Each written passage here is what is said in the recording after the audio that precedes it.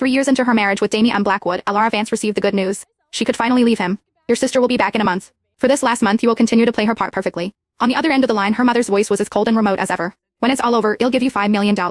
You can go live the life you've always wanted. I understand, she replied softly, her voice as still and lifeless as a stagnant pool.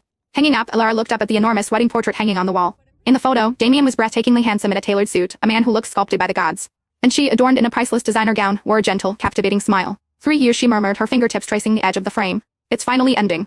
3 years ago, the union of the Vance and Blackwood dynasties was the society event of the year, a merger of fortunes that sent shockwaves through the global elite. Her twin sister Serafina Vance was the bride handpicked by the Blackwood family. But on the eve of the wedding, Serafina had vanished, leaving behind a single, defiant note. Mom, Dad, I refuse to be a pawn in your corporate games. But I know my duty. Give me 3 years to find my own freedom.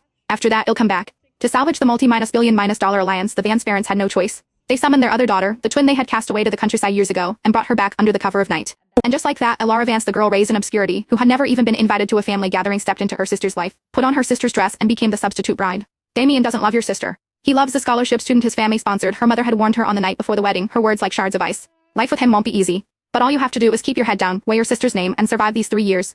Alara remembered simply nodding, her obedience a practice shield. Of course he knew who Damien was. A permanent fixture in financial magazines, the most celebrated prince of Manhattan's elite, the objective desire for countless socialites. She had also heard the stories about him and Isabel Croft. Isabel was the brilliant, struggling student the Blackwoods had sponsored, the girl who got into a top university on a full ride. Damien had loved her with a fierce passion, ready to defy his family to be with her.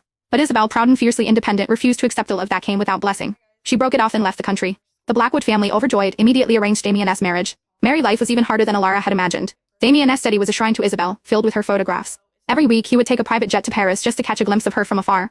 Meanwhile, Alara, his wife, was not even permitted to enter the master bedroom. She slept in the guest room at the far end of the hallway. Alara was meticulous, playing the role of Serafina to perfection.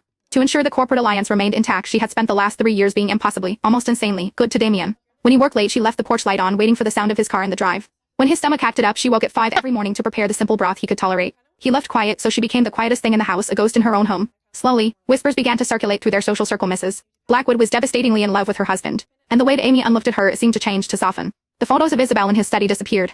The weekly flights to Paris stopped. He started remembering her birthday. He would come home early if he heard she had a cold. He even began to share her bed. For a dizzying moment, Alara almost let herself believe that something real, something true, had begun to grow in the ashes of this substitute marriage. Until 3 months ago, when Isabel Croft came back. Everything snapped back to the way it was. Damien's heart was once again entirely captivated by Isabel. He started staying out all night. The photos of Isabel reappeared in his study, more numerous than before. Everyone in their circle laughed at Alara, calling her a pathetic joke. But she simply smiled her quiet smile, never raising her voice, never making a scene.